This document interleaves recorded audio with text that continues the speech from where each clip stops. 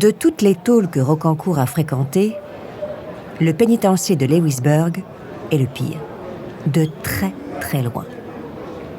Dans cette prison fédérale de Pennsylvanie, on se fait trancher la gorge pour un regard de travers. Les gangs y font la loi. La peur flotte dans l'air comme un gaz toxique. Les 9/10 des détenus sont des assassins, des braqueurs, des membres de bandes armées ou des tueurs en série. Pendant 1 an, le Français rase les murs et évite les faux pas. Un accident est si vite arrivé. Au bout d'1 année, le Bureau fédéral des prisons l'envoie à Allenwood, une prison proposant des programmes d'éducation et de réinsertion. Les autorités ont compris que Rocancourt était un arnaqueur, pas un psychopathe endurci. Il n'a rien à faire en QHS. Jusqu'à cette arrestation, Rocancourt était un personnage de fait divers. Pour l'essentiel, sa notoriété s'est cantonnée au territoire américain. À Paris, qu'il a quitté il y a 10 ans, ses escroqueries sont des souvenirs un peu anciens. Pourtant, tout le monde ne l'a pas oublié en France. À commencer par Michel Lafon, qui vient lui rendre visite en prison. L'éditeur a un flair aiguisé pour les bonnes histoires. Et la vie de Christophe Rocancourt est une bonne histoire. Une histoire populaire. Il suffit juste de caler le récit. En prison, et avec la collaboration de 2 auteurs, l'escroc écrit sa première autobiographie. Moi, Christophe Rocancourt, orphelin, playboy et tôlard. Bien marketé, le livre sorti en 2001 s'écoule à 150 000 exemplaires.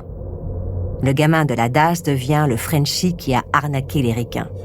C'est la revanche du type sorti du ruisseau. Et c'est la revanche de cette France qui a mal à son complexe d'infériorité face aux États-Unis.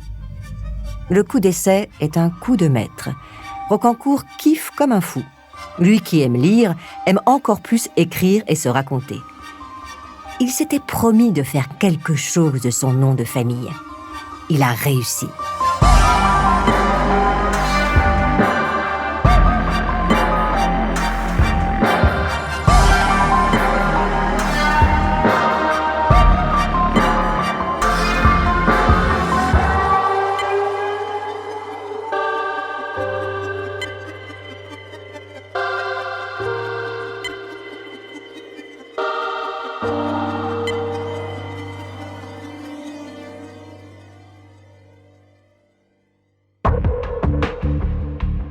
Après avoir vendu des mensonges et des fausses promesses, Rocancourt se lance dans un nouveau business, la marchandisation de son expérience. Cette exploitation de son passé rappelle étrangement celle d'un autre imposteur qui a suivi une trajectoire assez similaire. Frank Abagnale Jr., l'escroc qui a inspiré « Attrape-moi si tu peux » de Steven Spielberg. Même désir de revanche sociale, même besoin d'être dans la lumière, même goût pour l'embellissement de la réalité, même capacité à charmer un auditoire. Pour réussir sa métamorphose, Rocancourt doit se trouver un personnage facile à identifier. Le choix immédiat est celui de Robin des Bois. Malheureusement, le narratif du hors-la-loi qui détrousse les riches pour donner aux pauvres ne fonctionne pas. Pour le public, il devient l'escroc des stars. Le qualificatif ne lui plaît pas du tout. Pourtant, Rocancourt doit s'en contenter. D'ailleurs, cela ne l'empêche pas de faire la une de Paris Match. Des faits divers, il passe à la rubrique People. C'est à ce moment qu'il comprend que les choses sont en train de changer en France. Un jour, le maton ouvre la porte de sa cellule. « Le Frenchie, au parloir !» lui annonce le gardien en faisant tourner sa clé comme une matraque miniature. Dans la salle réservée aux visites, Rocancourt s'assoit en face de Thomas Langman. Le réalisateur a fait 8 heures d'avion pour un entretien d'1 petite heure au pénitencier d'Allenwood. S'il est là, c'est du sérieux. Langman souhaite faire un film inspiré de la vie de Rocancourt. Il lui propose le rachat des droits de son autobiographie, $1 million. Effectivement, se dit Rocancourt, la roue est en train de tourner. Parmi tous les détenus, Rocancourt est sûrement celui qui reçoit le plus grand nombre de visites. Thomas Langmann fait plusieurs fois le voyage dans l'espoir de monter son projet de biopic. Michel Lafon le guide pour la rédaction d'un second bouquin, intitulé « Mes vies », qui reprend une partie de ce que contenait le précédent. Les matons voient cette activité d'un bon œil. Un détenu occupé est un détenu qui se tient peinard.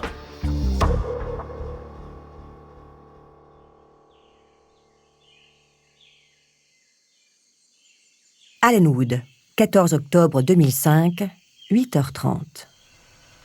Le brouillard est à peine levé sur la campagne de Pennsylvanie. Les mains attachées dans le dos, Rocancourt monte dans le fourgon cellulaire. Par la vitre grillagée, il voit le bâtiment qui s'éloigne. Le soulagement est immense, aussi immense que l'espoir qui le gagne soudain. Pour lui, il y aura une nouvelle vie après la détention. À son arrivée à l'aéroport de Philadelphie, Rocancourt est accueilli par une nuée de journalistes. Son expulsion fait la une des journaux télévisés. Le Français monte dans l'avion à destination de Londres, puis de Paris.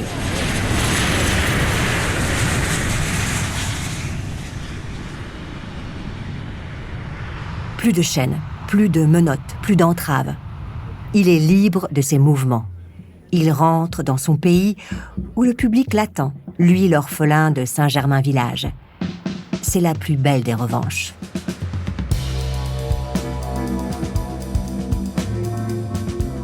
Paris, février 2006. À la télévision française, c'est la grande époque des talk-shows. Ces émissions où on promet de vous dévoiler les secrets des stars et où on fait juste de la retape pour un film, un livre ou un quart d'heure de gloire. Pour la promotion de son deuxième livre, Rocancourt est l'invité de Thierry Ardisson, dont Tout le monde en parle. L'escroc revient sur son passé. Un Français qui met Hollywood à ses pieds, cela mérite de gros applaudissements. Magnéto, Serge. Puis, Rocancourt s'explique. Promis, sa vie d'escroc est terminée. Le passage en prison lui a servi de leçon. Il a presque 40 ans, il est devenu un citoyen modèle qui paye ses impôts. La carte du repenti était aussi celle qu'avait jouée Frank Abagnale avec succès quelques années auparavant. Michel Lafon installe Rocancourt chez lui en Normandie. Avec l'aide d'un auteur, il souhaite que l'escroc écrive un nouveau livre. La célébrité est en marche. Il faut battre le fer quand il est chaud. Rocancourt effectue des allers et retours entre Paris et la maison mise à sa disposition. Le trajet s'effectue en hélicoptère.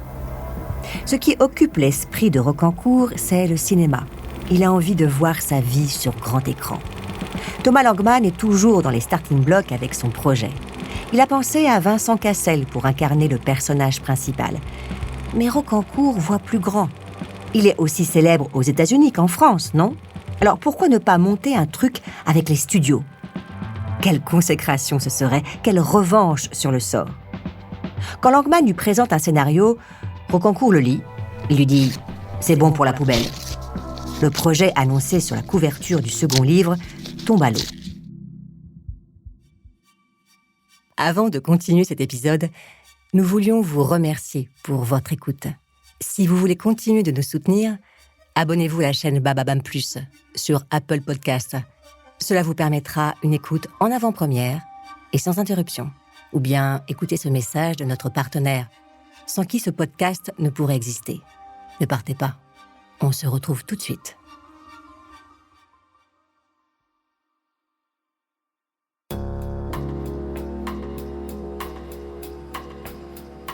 Normandie, 2006. Christophe Rocancourt était brièvement revenu chez lui en 1994. Sa grand-mère lui avait annoncé la mort de son père des années plus tôt. Il était allé se recueillir sur la tombe de Daniel, et il était reparti. Ce nouveau retour au pays n'est guère plus joyeux que le précédent, selon les membres de la famille. D'abord, Rocancourt retrouve sa sœur Angelina, qu'il n'a pas vue depuis 30 ans après sa fuite de l'orphelinat. Il ne faut pas longtemps avant que les gendarmes enregistrent une plainte. Angelina affirme que son frère lui a volé 25 000 €. Interrogé, Rocancourt affirme que sa sœur est alcoolique et qu'elle n'a pas toute sa tête. Puis, c'est un ami qui se plaint à son tour. il a investi 20 000 € dans un projet bidon. Le copain ne reverra jamais son fric. Selon des proches et des connaissances, Rocancourt a repris un train de vie comme il l'aime. Les choses ont juste un peu changé. Il ne compte plus en millions de dollars, mais en milliers d'euros. De retour dans la bonne société parisienne, Christophe Rocancourt est contacté par Catherine Breillat. La réalisatrice a été victime d'une hémorragie cérébrale en 2005. Après 5 mois d'hospitalisation, elle entame une longue rééducation. Avant son accident, la cinéaste avait pour projet un film intitulé « Bad Love ». Le rôle féminin doit être tenu par le mannequin britannique Naomi Campbell.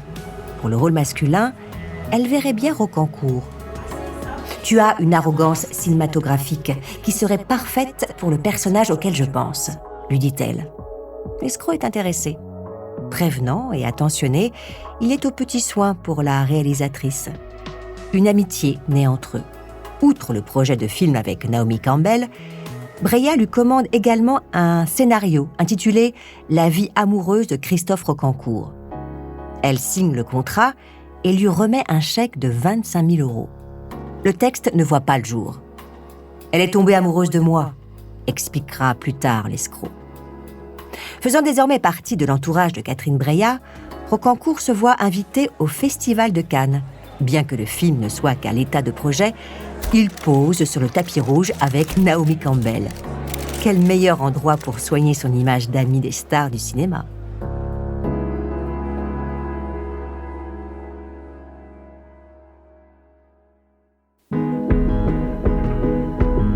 Paris, 2009. Catherine Breillat porte plainte contre Christophe Rocancourt. Elle l'accuse d'avoir profité de sa faiblesse pour lui soutirer de l'argent de manière frauduleuse. Dans l'assignation rédigée par ses avocats, la cinéaste fait état d'un chèque de 100 000 € signé sur son lit de convalescence. Elle évoque aussi des menaces. Au total, ce sont 703 000 € qu'elle aurait remis à Rocancourt sur une période d'1 an et demi. Lors du procès, Rocancourt se défend avec véhémence et clame son innocence. Il affirme que Catherine Breillat est manipulée par des gens qui veulent le salir. Malgré ses dénégations, Rocancourt est reconnu coupable. Le 17 février 2012, le tribunal de Paris le condamne à 16 mois de prison, dont 8 mois fermes, et à 578 000 € d'amende. Il est remis en liberté le jour même, ayant purgé la peine en préventive. Rocancourt fait à nouveau la une des journaux télé. Mais les choses ont changé. Quand il arnaquait des Américains arrogants, il y avait une sorte de justice poétique. Quand l'escroquerie touche une femme âgée et malade, ça devient moche et mesquin. L'image de Rocancourt est durablement écornée.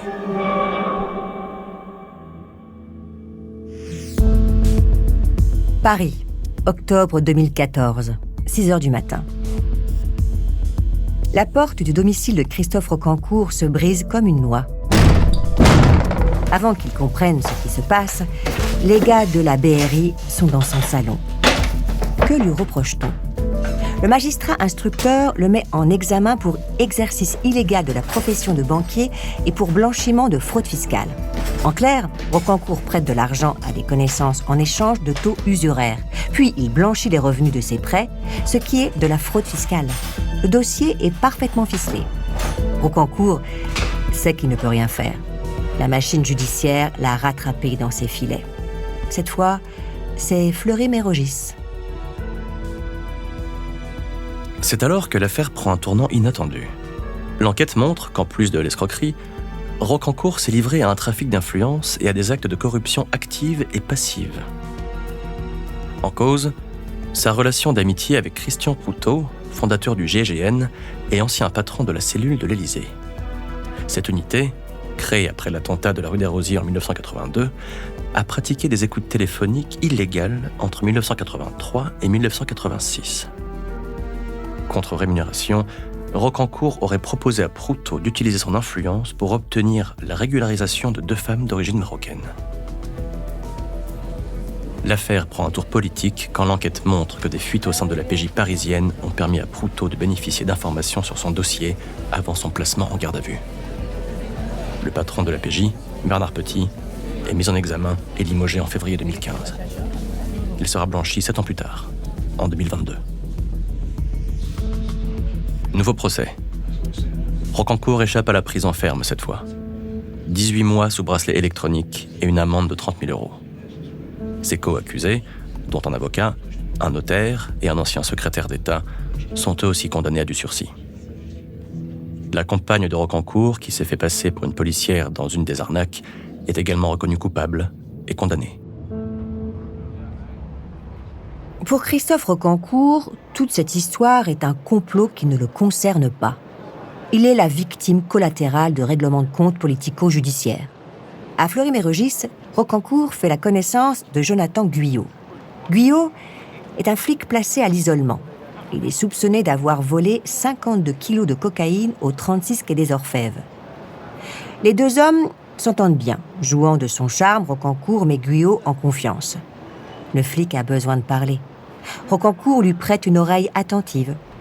Guyot avoue qu'il possède 200 000 € planqués dans la nature. Et quand il parle de nature, Guyot veut dire que l'argent se trouve dans un sac au fond du lac de Créteil. Rien de moins. Selon l'enquête de police, Rocancourt demande à un de ses amis, un certain Youssef, de lui rendre visite au parloir. Là, il explique comment retrouver le pactole de Guyot. En pleine nuit, au mois de février, Youssef et le frère de Guyot plongent dans les eaux glaciales du lac. Pendant des heures, ils fouillent la vase, ils retournent les herbes, ils remontent des saloperies balancées par la riverain. Mais rien, pas de sac. Alors qu'ils sont prêts à abandonner, Youssef inspecte une dernière fois des buissons sur la berge. Et là, miracle, il trouve un autre sac contenant 50 000 €. Malheureusement, le parloir était sur écoute. Les flics débarquent un matin chez Youssef et récupèrent le fric. Interrogé, le petit malfrat se met à chanter comme un canari. Il balance Rocancourt sans hésiter. L'escroc, qui venait d'être libéré, retourne en prison. Cette détention, la dernière, est de courte durée. Les enquêteurs ne peuvent pas établir de lien entre les 50 000 € et la cocaïne volée dans les locaux de la PJ. Rocancourt est libéré. Depuis cette affaire, l'ancien escroc mène une existence tranquille entre la Suisse, la France et le Maroc, à l'écart des médias et des affaires judiciaires. Cela fait bientôt 10 ans qu'il ne fait plus guère parler de lui. Quand on l'interroge sur son passé, sa réponse prend la forme d'un nouveau paradoxe. Bien sûr, il ne conseille à personne de suivre la voie qu'il a empruntée. Elle est semée de beaucoup trop d'embûches. Mais, ajoute-t-il, je préfère avoir eu cette vie que celle de mon père.